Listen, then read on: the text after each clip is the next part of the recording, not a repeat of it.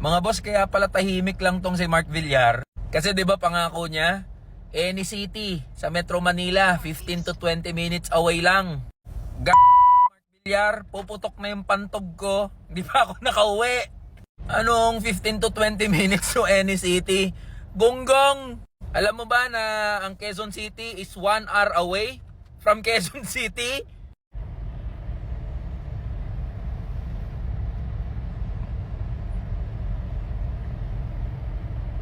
Oh, nasaan na yung mga pinagyayabang mo na achievements? Yung mga infra project na inaangkin mo na galing sa'yo? Alam nyo ba mga boss, na sabi sa isang pag-aaral, 117 hours ang nawawala sa oras at buhay ng mga Pilipino dahil sa traffic araw-araw. Alam nyo, maswerte nga yung mga nakakotse eh. Kasi kahit papano, relax, okay, nalalamigan, hindi nahihirapan. Pero paano naman yung mga manggagawa at ordinaryong Pilipino na nakikipagbuno sa traffic, sa hirap ng pagko-commute araw-araw? Hindi naman masama yung mga infra projects eh.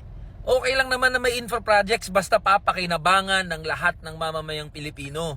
Pero hindi lang dapat puro road widening. Hindi lang dapat puro mga tollway, skyway. Hindi naman nakikinabang dyan yung maraming mga manggagawa at ordinaryong Pilipino eh. Ang dapat gawin, palakasin yung mass transportation system natin. Na gawin, buwagin na yung provincial rate para hindi na nagsisiksikan dito sa NCR yung mga manggagawa. Tapos magtataka kayo kung bakit nalilate yung mga manggagawa sa pagpasok nila sa trabaho. 1 minuto na malate doon sa shift nila, automatic bawas agad ng sahod.